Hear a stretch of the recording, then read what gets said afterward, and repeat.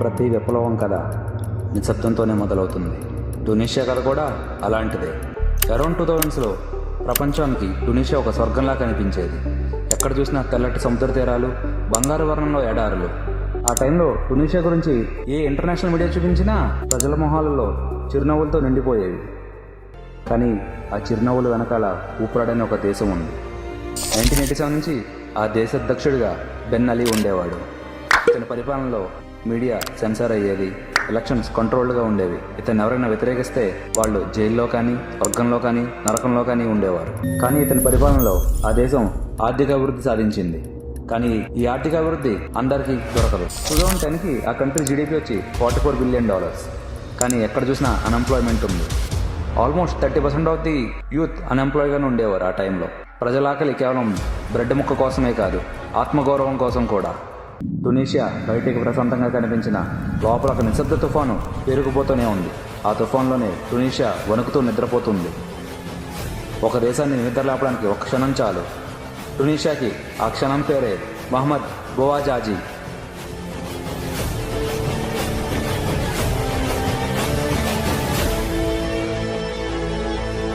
అది 2010 డిసెంబర్ 17. 26 ఏళ్ల బోవాజాజీ తనకున్న ఏకైక జీవనాధారం తనకున్న తోడుబండి మాత్రమే. కానీ అవినీతి, అవమానం, పోలీసుల దౌర్జన్యం దాన్ని లాక్కున్నాయి. చివరికి తన ఆత్మగౌరవాన్ని కూడా దోచుకున్నారు. దీంతో తనను తాను తగలబెట్టుకున్న ఆ క్షణం ఒక మనిషి నిరాశకే పరిమితం కాలేదు. అది లక్షల హృదయాల్లో మండిన ఆవేదనగా మారిపోయింది. అప్పుడు టునీషియా మొత్తం ఒకే పిలుపు వినిపించింది, ఇక తట్టుకోవడం మాకు సాధ్యం కావడం లేదు అని. జాన్ 4, 2011 బోవాజాజీ మరణించాడు. ఆ మంట ఒక శరీరాన్ని కాల్చలేదు, ఒక జాతి ఆత్మను రగిలించింది. ఎక్కడో మారుమూల ప్రాంతంలో మొదలైన అగ్ని తుఫానుగా మారి ప్రెసిడెంట్ గేట్ల వరకు దూసుకు వెళ్ళింది. ఏళ్ల తరబడి నిశ్శబ్దంతో ఉండిపోయిన ప్రజలు ఒక్కసారిగా గర్జించారు. బోవాజాజీ అగ్ని ఒక దేశంలో విప్లవం అనే తుఫాను నింపింది. జాన్ 14, 2011 వాళ్ళ ప్రెసిడెంట్ దేశాన్ని వదిలి పారిపోయాడు. 28 రోజుల్లో 23 ఏళ్ల నియంత కూలిపోయాడు. తుపాకీలు లేకుండా, యుద్ధాలు లేకుండా ప్రజల శబ్దమే అతన్ని తుడిచివేసింది. ఈ ప్రజా ఉద్యమంని ప్రపంచం అరబ్ స్ప్రింగ్ అంటుంది. ఎందుకంటే నియంతల చలికాలం ముగిసి ప్రజాస్వామ్యం అనే వసంతం వస్తుందని ప్రజలు నమ్మారు కాబట్టి.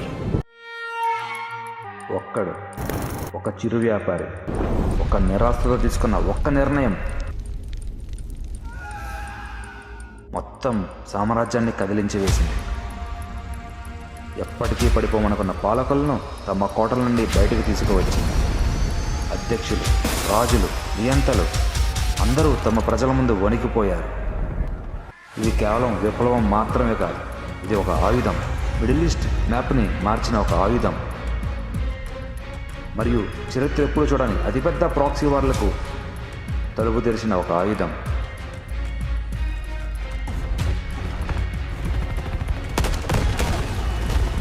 ఈ విప్లవం వెనక నిజంగా ఎవరి చేతిలో ఉన్నారు, ఎవరు లాభం పొందారు, ఎవరు నశించిపోయారు?